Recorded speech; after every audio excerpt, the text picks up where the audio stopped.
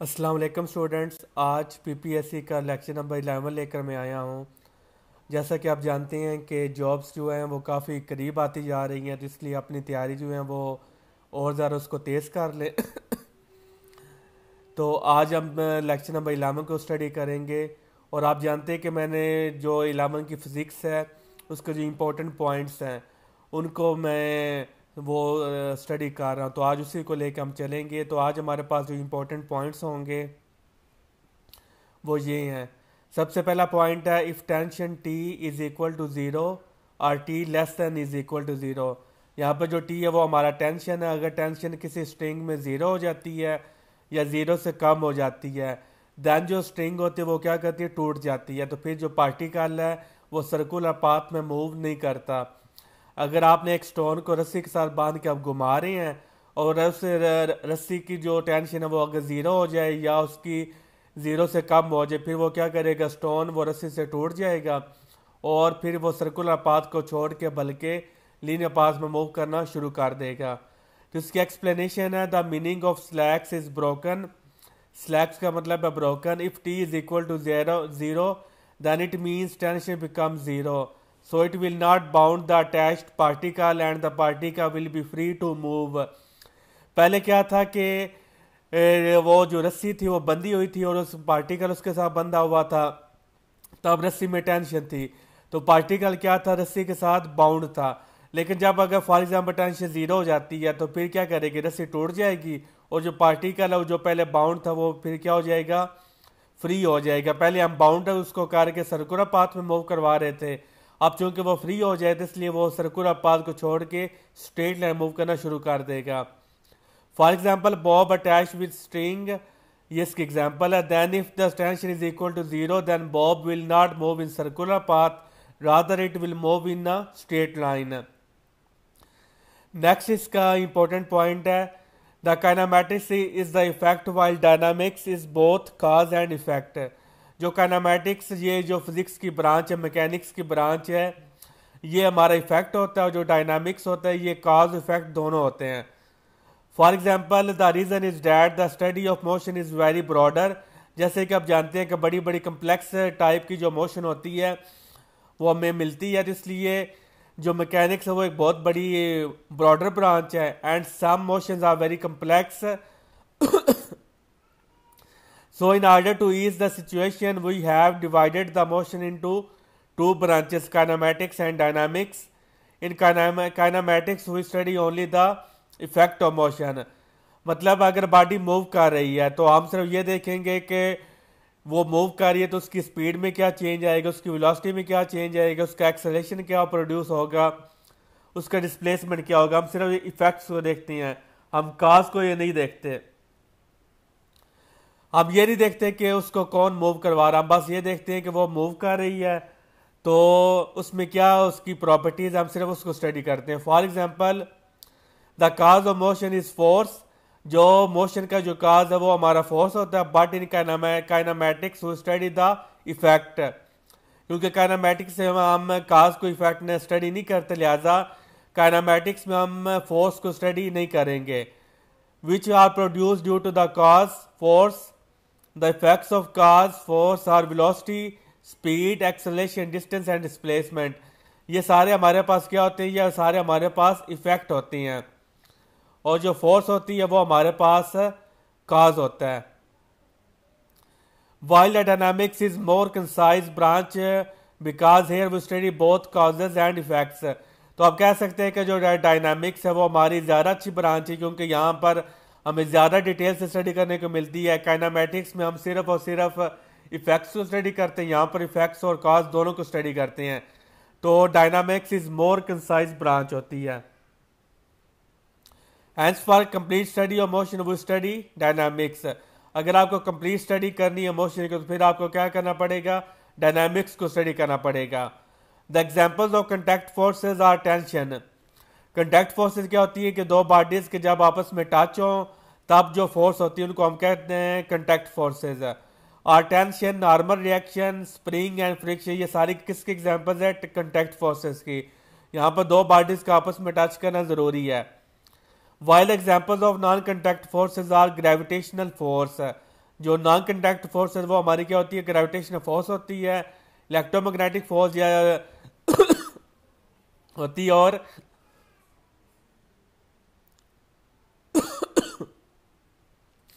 और magnetic force होती है। जो मैग्नेटिक फोर्स होती है वो हमारा जो मैग्नेट्स होते हैं उनके दरमियान होती है, और इलेक्ट्रोमैग्नेटिक फोर्स जो हमारे चार्जेस होते हैं जब वो मूव कर रहे होते हैं तो उनके दरमियान होती है। और ग्रेविटेशन फोर्स का आपको आइडिया है कि वो मैसेस के दरमियान होती है। इसका एक्सप्लेनेशन है, the word contact means when two bodies have zero distance between them. Physics के मुताबिक कंटेक्ट का मतलब क्या है, when two bodies have zero distance between them, तब ये जो फोर्सेस पैदा होंगी उनको हम क्या कहते हैं, कंटेक्ट फोर्स। उनके दरमियान जो डिस्टेंस वो क्या होना चाहिए, जीरो डिस्टेंस होना चाहिए। Hence, for contact force, the bodies must touch each other. If they don't touch, then contact force will not present. The famous example of contact force is friction. The friction will be present when we walk on the ground. जब हम ज़मीन पे चलते हैं तो तब क्या होता है, हमारा जो हमारा जूता होता है वो ग्राउंड के साथ वो टच में होते हैं, इसलिए वहाँ पर फ्रिक्शन की फोर्स पैदा होती है। We can not eradicate the frictional force, हम फ्रिक्शनल फोर्स को ख़त्म नहीं कर सकते, हम मिनिमाइज कर सकते हैं, कम से कम कर सकते हैं, लेकिन हम फ्रिक्शन को कभी भी जीरो फोर्स नहीं कर सकते। इसकी रीजन क्या है कि हम फ्रिक्शन को क्यों जीरो नहीं कर सकते, because every object has some irregularities. For example, जो ऑब्जेक्ट आपको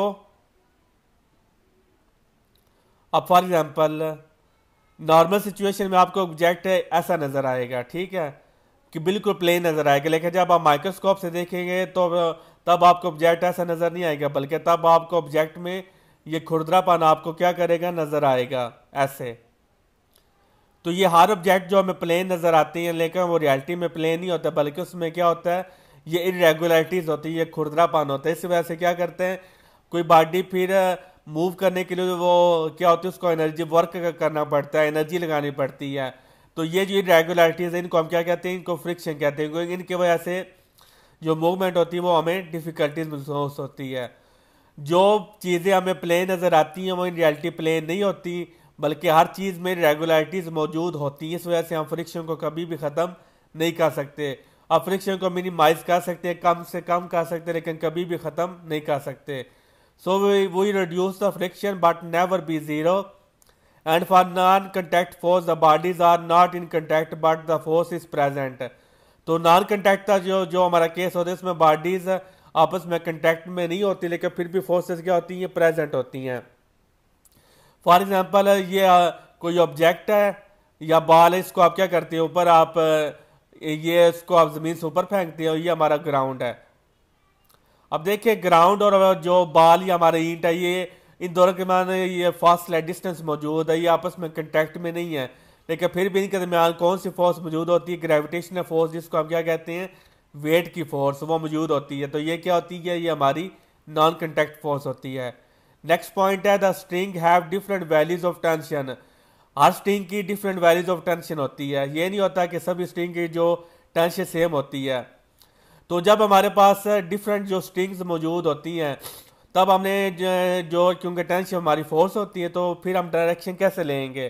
तो अगर हमारे पास दो या दो से ज़्यादा स्ट्रिंग्स मौजूद हैं, फिर हम क्या करेंगे, the direction of tension is always away from the point of contact.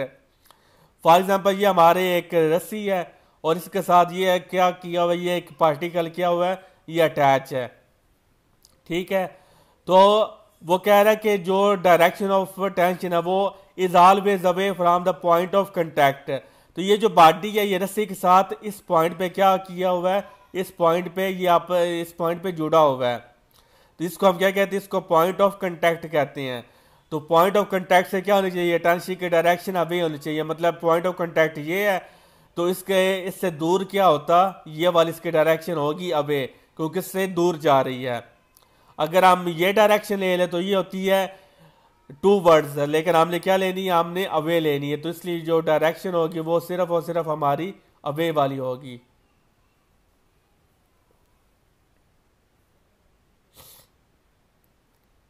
इसलिए सिर्फ और सिर्फ हमारी ये डायरेक्शन होगी, और इसको हम कहते हैं अवे दे। तो जब भी आपने टेंशन की जो डायरेक्शन लेनी है वो हमेशा पॉइंट ऑफ कांटेक्ट आपने देखना है, और पॉइंट ऑफ कांटेक्ट से आपने क्या कर देनी है, अवे फ्राम उसकी वो डायरेक्शन ले लेनी है। फॉर मैथलेस स्ट्रिंग, क्योंकि जो हमारी थ्योरेटिकल फिजिक्स है, जो हमारी न्यूमेरिकल्स होते हैं, उसमें हम क्या लेते हैं, मैथलेस स्ट्रिंग लेते हैं, यानी कि हम कंसीडर करते हैं उसका मैथ जीरो है, लेकिन रियलिटी में उसका मैथ जीरो नहीं होता, लेकिन फॉर सिंप्लीफिकेशन हम कहते हैं कि उसका मैथ जीरो है। तो वो कहते हैं for massless string tension remain same, tension हमेशा सेम रहेगी अंटिल स्ट्रिंग रिमेन सेम, जब तक जो रस्सी है वो सेम रहेगी तब तक हमारी टेंशन भी सेम रहेगी, जब रस्सी चेंज हो जाएगी तब हमारी टेंशन भी चेंज हो जाएगी। इसकी एक्सप्लेनेशन देख लेते हैं। When a body is connected with different strings then one string, then when one string end, जब एक स्ट्रिंग खत्म हो जाती है, new string starts, then tension will also be changes. All the strings do not have the same values of tension, tension is the characteristic of string material. ये बहुत important point है। जो टेंशन है वो क्या होती है, कैरेक्टरिस्टिक है। किसकी कैरेक्टरिस्टिक है, जो स्ट्रिंग का जो मटेरियल होता है, स्ट्रिंग किस से मिलकर बनी होती है, उसकी ये क्या होती है, उस पर डिपेंड करती है। The tension is a force, so we have needed its direction, so the direction of string is always away from the point of from the point at which the string is attach with the body. Next point है, in free body diagram the body is taken as point mass. जब भी आप free body diagram आप draw करते हैं तो एक for example एक बहुत बड़ा ऑब्जेक्ट है, लेकिन जब आपने फ्री बॉडी डायग्राम आपने उसकी ड्रॉ करनी है तो आपने इसको क्या करना है, एक आपने इसको पॉइंट मैस को कंसीडर करना है। We will show all the forces acting on it, और इस पर जो फोर्सेस एक्ट कर रही होंगी वो हमने शो कर देनी है। फॉर एग्जाम्पल एक फोर्स नीचे की तरफ जो ऑलवेज एक्ट करती है वो हम शो कर देंगे, एक फोर्स फॉर एग्जाम्पल ऊपर की तरफ एक्ट कर रही है तो हम ऐसे शो कर देंगे। तो इसको हम क्या कहते हैं, इसको हम फ्री बॉडी डायग्राम कहते हैं, यानी कि FBD कहती हैं। तो न्यूमेरिकल सॉल्व करने के लिए आपको क्या करना पड़ता है, आसानी के लिए आपको वो जो बॉडी है उसकी डायग्राम आप ड्रा ना करें, जस्ट आप उसकी आप पॉइंट लगा दें और जो फोर्सेज है वो आप उसको ड्रॉ कर दें। इसको हम कहते हैं free body diagram. The free body diagram, जिसको हम सिंपली FBD कहते हैं, concept is used to solve the numericals in an easy manner. For FBD we considered the body as point mass. Point mass क्या होता है, body have zero dimension, जिसका जो dimension क्या होती है, जीरो होती है, यानी जिसकी लेंथ mass वो क्या होती है, जीरो होता है, उसको हम कहते हैं पॉइंट मैस। तो पॉइंट मैस रियल लाइफ में एग्जिस्ट नहीं करते। And then represent all the forces acting on it by arrows. In this way a complex problem can be solved in a easy way. तो next point है, the ground और earth is inertial frame and all the observers should be in inertial frame mostly at the ground. तो जब भी हम numerical solve करते हैं, और आप जानते हैं जब भी ग्राउंड पर हम होते हैं तो न्यूटन के जो लॉज है वो सिर्फ इनर्शियल फ्रेम यानी कि कांस्टेंट एक्सेलरेशन के लिए वेरीफाई हैं। अगर एक्सेलरेशन कांस्टेंट नहीं होता तो फिर न्यूटन के लॉज क्या करते हैं, वो वैलिड नहीं रहते और उसमें फिर चेंजेस करना पड़ती हैं हमें। तो जो न्यूटन के लॉज है उनकी बेस पे हमने क्या किया, हमने बहुत सारी मैकेनिक्स को स्टडी कर लिया था, तो इसलिए उन्होंने क्या किया, जितने भी न्यूमेरिकल्स हम करते हैं, हम इमेजिन करते हैं, वो सारे के सारे किस में, इनर्शियल फ्रेम में। एक तो इसमें न्यूटन के लॉज हम इजीली अप्लाई कर सकते हैं, इसलिए हमारी जो कैलकुलेशंस क्या हो जाती हैं, ईजी हो जाती हैं।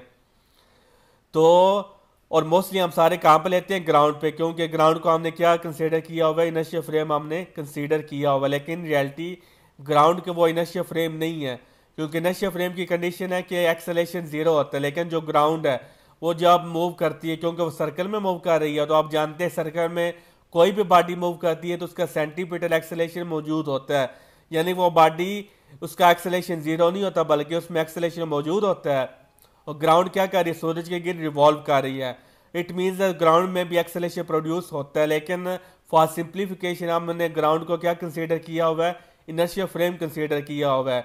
और सारी बॉडीज जो होती हैं हम न्यूमेरिकल जब भी सॉल्व करते हैं हम उस बॉडी को ज़मीन पे इमेजिन कर लेते हैं, और उसके मुताबिक फिर हम क्या करते हैं, अपनी कैलकुलेशंस को करते हैं। The word inertial means constant velocity and when velocity is constant then acceleration is zero, क्योंकि एक्सेलरेशन का मतलब क्या होता है, चेंज इन वेलोसिटी।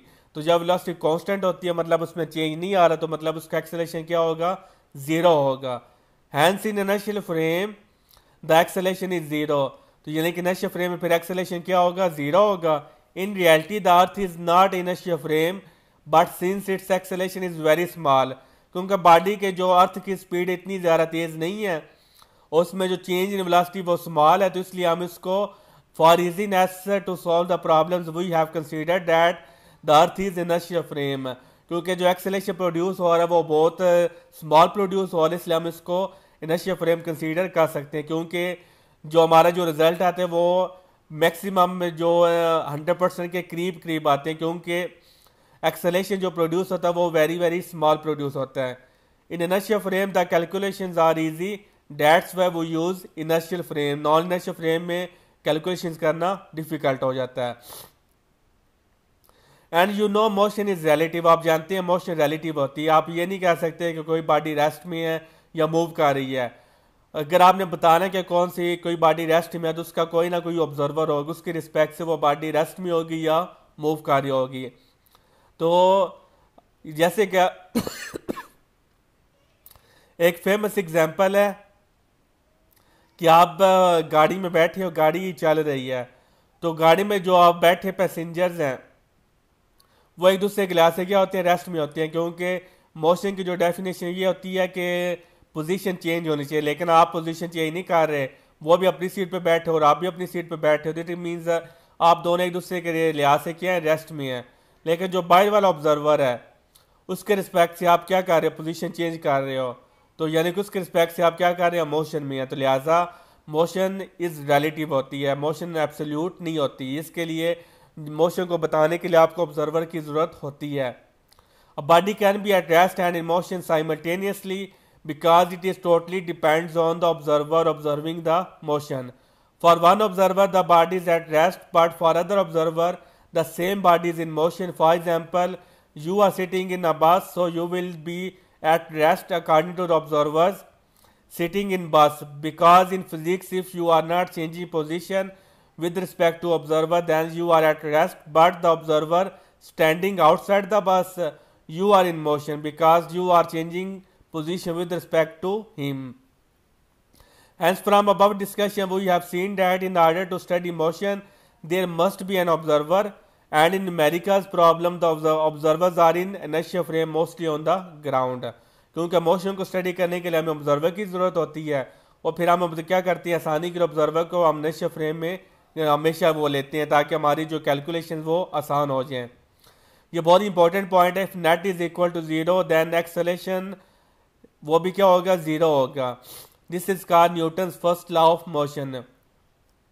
न्यूटन के फर्स्ट लॉ ऑफ मोशन को आप ऐसे भी डिस्क्राइब कर सकते हैं कि नेट फोर्सेस, क्योंकि न्यूटन के फर्स्ट लॉ में क्या नेट फोर्स अगर जीरो तो एक्सेलरेशन भी जीरो होगा।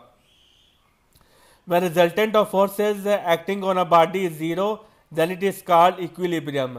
जब बॉडी पे एक्ट करने वाली सारी फोर्सेस का जो रिजल्टेंट है वो जीरो हो जाए तब बॉडी को हम क्या करेंगे, इक्विलिब्रियम में हम कंसीडर करेंगे। बॉडी इक्विलिब्रियम में, इक्विलिब्रियम का मतलब है बॉडी रेस्ट में भी हो सकती है। फॉर एग्जांपल ये हमारा एक ब्लॉक पड़ा हुआ है तो ये मूव नहीं कर रहा, तो इसको हम कह सकते हैं इक्विलिब्रियम में है। लेकिन एक जो बंदा है या पैराशूटर है या एथलीट है वो छलांग लगाता है एयरप्लेन से या हेलीकॉप्टर से,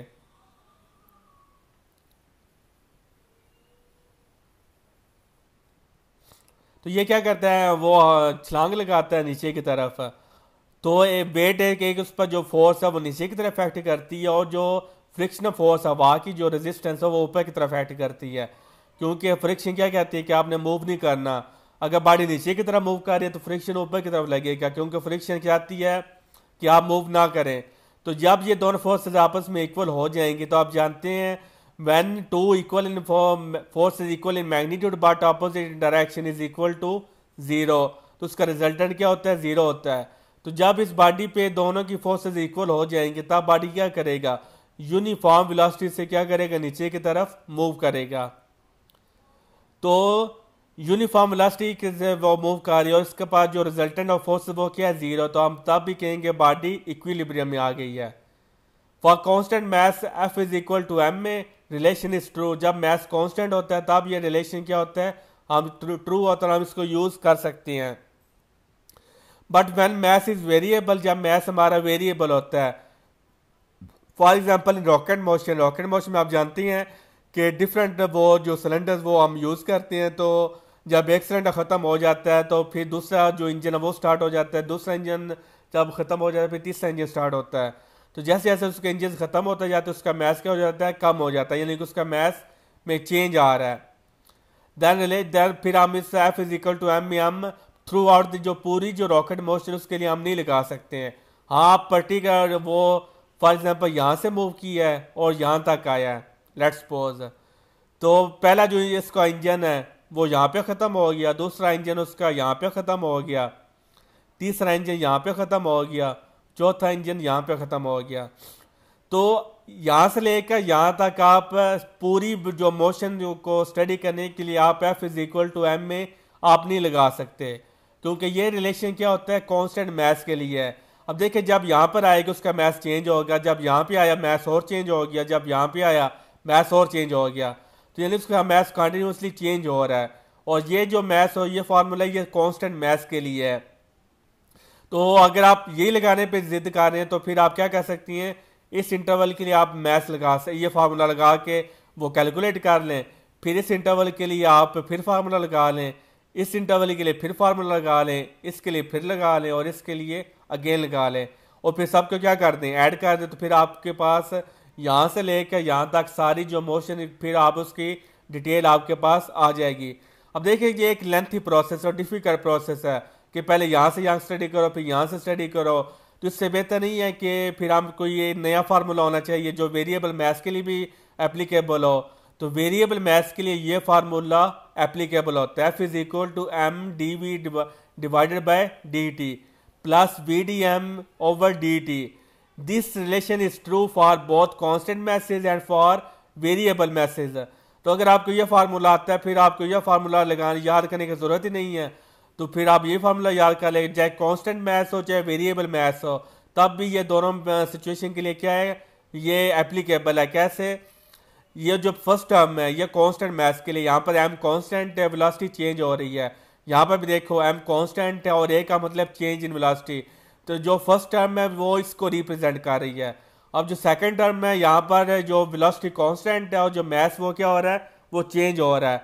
तो यानी कि दोनों के लिए ये एप्लीकेबल। अगर मैथ्स उसका कांस्टेंट है तो फिर आप ये वाला वो फार्मूला आप लगा सकती हैं और ये वाली टर्म क्या हो जाएगी, जीरो हो जाएगी, क्योंकि जब आपका मैथ्स कांस्टेंट है तो चेंज इन मैथ्स वो जीरो हो जाएगा, फिर सिर्फ और सिर्फ ये टर्म बचेगी और जो यहाँ से आंसर आएगा वही आंसर दोनों का सेम होगा, इसका आंसर और इसका आंसर सेम होगा।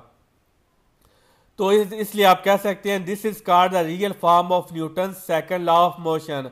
तो इन रियलिटी जब आप हाई क्लासेस में जाते हैं या हाई लेवल पे जाते हैं तो न्यूटन लॉ ऑफ मोशन ये है इन रियलिटी, ये वाला और ये वाला।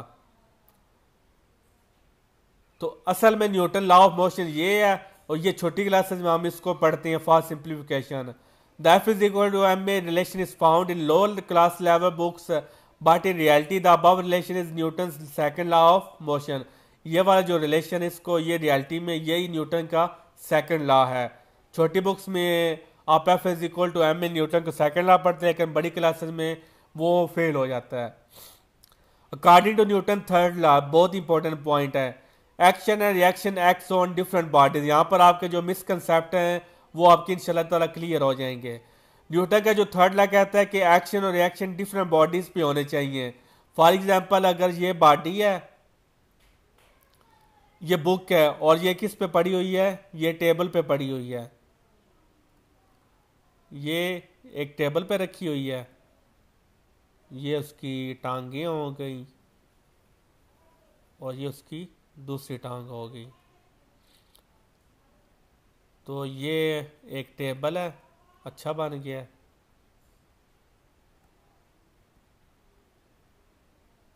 गुजारे जैसा बन गया है, क्योंकि लैपटॉप पे ना ये ड्रॉ करना बहुत ही डिफ़िकल्ट होता है। तो ये हमारी एक बुक है और ये इसमें टेबल पे पड़ी हुई है। अब बुक का वज़न जो वेट है वो क्या कर रहा है, टेबल पे नीचे की तरफ एक्शन फोर्स लगा रहा है, और जो रिएक्शन फोर्स होगी वो भी क्या करेगा, टेबल इस पे ऊपर की तरफ क्या करेगा, रिएक्शन फोर्स लगाएगा। अब देखें बुक मेज पे लगा रही है और मेज बुक पे लगा रहा है, तो दोनों बॉडीज एक्शन टेबल पे लग रहा है और जो रिएक्शन है वो बुक पे लग रहा है, तो action reaction must act on different bodies. और एक बहुत ही important point, the action and reaction must be of the same nature, इसको मैं हाईलाइट कर देता हूँ। जो एक्शन और रिएक्शन ये क्या होना चाहिए, must be of same nature होने चाहिए। अब कि देखें जी, अगर ये जो बुक का जो वेट है वो नीचे की तरफ एक्ट कर रहा है, क्योंकि वेट हम क्या कहते हैं, ग्रेविटेशनल फोर्स, तो जो इसका रिएक्शन होना चाहिए वो भी क्या होना चाहिए, वो भी ग्रेविटेशनल फोर्स ही होना चाहिए।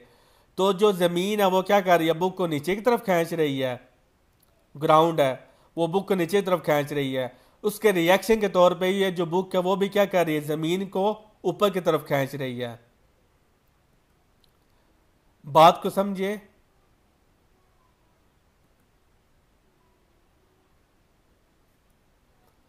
देखें ये जो बुक है, हर चीज़ को ज़मीन क्या करते हैं, अपनी तरफ खींचते हैं। बुक मेज पे पड़ी हुई है, तो ये बुक क्या कर रही है, ज़मीन इसको नीचे की तरफ वो अपनी तरफ खींच रही है, ठीक है। तो ये नीचे खींचने वाली फोर्स है ग्रेविटेशनल फोर्स। तो इसके रिएक्शन के तौर पे जो रिएक्शन के फोर्स है, जब आप वेट फोर्स की बात कर रहे हैं तो आप कहते हैं, जो मिसकंसेप्ट आप कहते हो जी, जो बुक का जो नीचे की तरफ उसका वेट एक्ट कर रहा है, तो रिएक्शन के तौर पर जो बुक है वो उसके ऊपर नॉर्मल फोर्स लगाता है। तो दोनों फोर्सेज इक्वली मैग्नीट्यूड है बट अपोजिट इन डायरेक्शन है, तो एक दूसरे के कैंसिल आउट हो जाती हैं। अब देखिए नॉर्मल फोर्स और है और ग्रेविटेशनल फोर्स और है, दोनों फोर्सेज में डिफरेंस है, दोनों की नेचर डिफरेंट है। तो अगर रिएक्शन फोर्स जो एक्शन फोर्स है वो ग्रेविटेशनल है, तो रिएक्शन फोर्स भी क्या होनी चाहिए, वो भी ग्रेविटेशनल ही होनी चाहिए। तो बुक को कौन खींच रहा है, ज़मीन, फिर क्या बुक भी क्या करेगी, वो भी ज़मीन को ऊपर की तरफ खींचेगी। क्यों, न्यूटन का लॉ कहता है कि न्यूटन का ग्रेविटेशन लॉ कहता है कि जो मैसेज होता है वो एक दूसरे को क्या करते हैं, आपस में अट्रैक्ट करते हैं। तो ग्राउंड जो है वो एक मैस है, वो बुक को नीचे तरफ खींच रहा है, लेकिन जो बुक है वो भी तो एक मैस है, वो भी क्या करे, वो भी ज़मीन को उसी फोर्स से, जितनी फोर्स है ज़मीन नीचे की तरफ खींच रही है, उतनी फोर्स से क्या करेगी, वो ऊपर की तरफ उसको खींचेगी। तो ये दोनों फोर्सेस क्या हो जाएंगे, एक दूसरे से निगलेक्ट हो जाएंगे। फिर दूसरी फोर्स क्या करती है, नॉर्मल फोर्स। बुक जो होती है वो मेज पे टेबल पर नीचे की तरफ नॉर्मल फोर्स लगाती है, और जो टेबल है वो बुक पे ऊपर की तरफ नॉर्मल फोर्स लगाता है। अब देखें बुक भी नीचे नॉर्मल की तरफ नॉर्मल फोर्स लगा रही है, और जो टेबल है वो ऊपर की तरफ नॉर्मल फोर्स लगा रहा है। तो ये भी दोनों फोर्स इक्वल इन मैग्नीट्यूड होगा और अपोजिट इन डायरेक्शन होगा। लेकिन छोटी बुक्स में हम क्या करते हैं, हम ये वाली जो ग्रेविटेशनल फोर्स है, ये वाली ग्रेविटेशनल फोर्स हम इसको निगलेक्ट कर देते हैं, और इसकी जो बुक जो टेबल पर नॉर्मल फोर्स लगा रही है ये वाली, इसको भी हम निगलेक्ट कर देते हैं। हम कहते हैं कि जो वेट पर नीचे है, जो बुक पर उस पर नीचे तरफ वेट की फोर्स एक्ट कर रही है, और जो टेबल पर वो उसकी ऊपर की तरफ रिएक्शन के तौर पर नॉर्मल फोर्स लगा रहा है, तो दोनों force equally magnitude opposite direction है, तो ये दूसरे को कैंसिल आउट कर देंगी। लेकिन ये गलत कंसेप्ट है। नॉर्मल फोर्स डिफरेंट नेचर की है, ग्रेविटेशनल फोर्स डिफरेंट नेचर की है। न्यूटन का थर्ड लॉ कहता है action and reaction must be of same nature. तो जो इस पर एक्शन लगा रहा है, तो जो एक्शन लगाने वाली फोर्स है, रिएक्शन में लगाने वाली फोर्स भी उसी नेचर की होनी चाहिए। तो ज़मीन बुक को नीचे की तरफ जो फोर्स से खींच रहा है वो है फोर्स ग्रेविटेशनल, तो इसके रिएक्शन के तौर पर ग्रेविटेशनल फोर्स ही ऊपर की तरफ लगेगी। तो ये एक मिसकंसेप्ट था जो यहाँ पर मैंने आपको क्लियर कर दिया। For example the action of gravity force must be gravity reaction force. अगर ग्रेविटी एक्शन फोर्स लग रही है तो रिएक्शन के तौर पर ग्रेविटी ही लगनी चाहिए। It is not possible that the reaction force is gravity.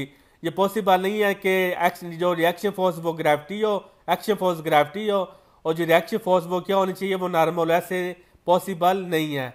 This is misconcept found in low level books and many teachers till FSC also taught the students that the book lying on a table exert downward weight force and in return the table exert reaction force as normal force. तो ये concept गलत है। This is wrong concept because one force is gravitational force another is normal force. Both forces are of different nature. Pair always made with same nature. बहुत important point.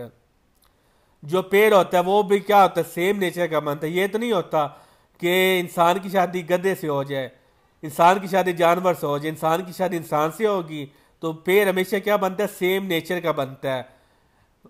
Hence gravitational force pair must be formed with gravitational force. Since Earth is attracting the book with downward weight force, because Earth is attracting everybody downward. Hence Earth is doing action on the book, and in return the book also attracts the Earth upward, because according to Newton's laws of gravitation every mass attracts another mass. So both Earth and book are attracting towards each other. और दोनों क्या कर देंगे, दूसरे को cancel out कर देंगी। Hence force always exists in pair. तो यहाँ से प्रूफ हो गया कि फोर्सेस क्या करती हैं, हमेशा पेयर में एक्ट करती हैं।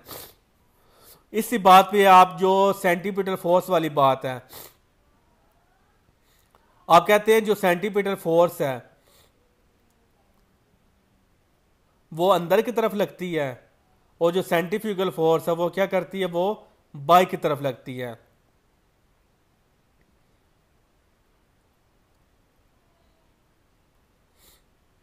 तो यहां पर भी आप एक और मिसकंसेप्ट है, आप कहते हैं जो सेंटीपीटल फोर्स है उसके रिएक्शन के तौर पर सेंट्रीफ्यूगल फोर्स है। ये भी गलत कंसेप्ट है। सेंटीपीटल फोर्स रियल फोर्स है, और जो सेंट्रीफ्यूगल फोर्स वो सूडो फोर्स है, वो नकली फोर्स है। तो फोर्सेस क्या होने चाहिए, सेम नेचर के होने चाहिए। एक रियल फोर्स है और एक नकली फोर्स है। तो ये भी एक गलत कंसेप्ट है जो आप कहते हैं कि जो सेंट्रीपिटल फोर्स का जो रिएक्शन फोर्स है वो सेंट्रीफ्यूगल फोर्स है। नहीं, सेंट्रीपिटल फोर्स का जो रिएक्शन है वो सेंट्रीपिटल फोर्स ही होगी। सेंट्रीफ्यूगल फोर्स ये तो हम जस्ट यूज़ करते हैं न्यूटन के जो लॉज हैं उनको एक्सीलरेटर फ्रेम में अप्लाई करने के लिए। रियलिटी में तो ये एग्जिस्ट ही नहीं करती। ये जस्ट जो मैथमेटिकल कैलकुलेशंस को आसान बनाने के लिए, न्यूटन के लॉज को एप्लीकेबल बनाने के लिए हम ये जस्ट फोर्स यूज़ करते हैं। तो सेंटीमीटर फोर्स का जो रिएक्शन फोर्स है वो भी सेंटीमीटर फोर्स ही होती है जो इस डायरेक्शन में, उसके अपोजिट डायरेक्शन में लगती है।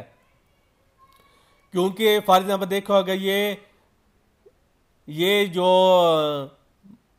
एक मैस है, ये वो सर्कल में घूम रहा है, तो जो रस्सी है वो क्या कर रही है, इस मैस को वो घुमा रही है। रस्सी की जो टेंशन की फोर्स है वो as a centimeter force act करेगी। इस तरह जो मैस वो भी क्या करेगा, रस्सी को अपनी तरफ खींचेगा। रस्सी मैस को अपनी तरफ खींच रही है तो मैस भी रस्सी को अपनी तरफ खींचेगा। दोनों फोर्स भी क्या कर देंगे, एक दूसरे को निगलेक्ट कर देंगे। तो ये था हमारा लेक्चर नंबर 11। और अभी एफएससी के जो पार्ट 1 है एफएससी का 11th फिजिक्स, उसके अभी 2-3 लेक्चर्स और रहते हैं। तो इंशाल्लाह ताला 2-3 लेक्चर्स में मैं ट्राई करूँगा कि एफएससी की जो पार्ट 1 है ये कंप्लीट हो जाए। इसके बाद फिर हम जो एमसीक्यूज़ हैं वो हम स्टार्ट करेंगे। और जो एमसीक्यूज़ मैं लेकर आऊँगा वो बहुत अच्छे एमसीक्यूज़ होंगे। ये नहीं होंगे कि बुक से उठा के मैं एमसीक्यू आपको दे दूँ कि जिसमें पूछा गया हो जी फोर्स का यूनिट क्या है, मैथ्स का यूनिट क्या है, वगैरह वगैरह जो बकवास एमसीक्यूज़ होते हैं वो आपको नहीं मिलेंगे। आपको अच्छे जो कम्पिटिटिव एग्ज़ाम्स के जो एमसीक्यूज़ पूछे जाते हैं वो एमसीक्यू आपको मिलेंगे। तो डिफरेंट बुक्स से वही तरीका जो पहले यहाँ पर मैंने इस तरह लेक्चर्स बनाए हैं कि डिफरेंट बुक्स से जो इंपॉर्टेंट पॉइंट्स हैं जो मुझे लगी हैं वो मैंने यहाँ पे इकट्ठे करके लिख लिए हैं और फिर उसको लेक्चर फॉर्म में मैंने कन्वर्ट कर दिया। इसी तरह जो एमसीक्यूज़ होंगे वो भी हमारा है कि क्या करूँगा, डिफरेंट बुक्स से जो मुझे अच्छे एमसीक्यूज़ लगेंगे पेपर पॉइंट ऑफ व्यू से, जो पीपीएससी का होगा, उनको इकट्ठा करके उनको लेक्चर फॉर्म में बना के आपको डिलीवर करूँगी इंशाल्लाह ताला। तो मैं आपकी पूरी एफर्ट करूँगा आपकी तैयारी करवाने के लिए। बस आपने मुझे अपनी दुआओं में याद रखना है और एक फेवर कर देना है कि मेरे चैनल को सब्सक्राइब कर दें और बेल आइकन को प्रेस कर दें ताकि जो जितने भी मेरे नए लेक्चर्स हैं वो आप तक फ़ौरन पहुंच जाएं। नंबर 2, आप मेरे वीडियोस को लाइक करें और इस शेयर करने से मेरी हौसला अफजाई होगी। और मैं पीपीएससी की तैयारी करवा रहा हूँ, इसके साथ इंशाल्लाह ताला जो सीएसएस की जो वो मटेरियल वो भी आपको लेक्चर फॉर्म में इंशाल्लाह ताला वो मिलेगा। यानी मेरे बहुत सारे प्लान्स हैं। इंशाल्लाह ताला इस यूट्यूब चैनल पे आपको हाई लेवल पे हर चीज़ आपको मिलेगी, लेकिन विद पैसेज ऑफ टाइम। और ये डिपेंड करता है आपके स्पोर्ट पे। तो अपनी सजेशन मुझे आप कमेंट सेक्शन में दे सकती हैं। अभी तक आपका जो रिस्पॉन्स है माशाल्लाह अच्छी जा रहा है, बहुत अच्छा तो नहीं जा रहा लेकिन अच्छा जा रहा है। तो होप सो आहिस्ता आहिस्ता आपका रिस्पॉन्स और अच्छा होता चलेगा। तो नेक्स्ट लेक्चर पे मिलती हैं पीपीएससी के लेक्चर नंबर 12 में। तब तक अपना ख्याल रखिएगा। अल्लाह हाफिज़।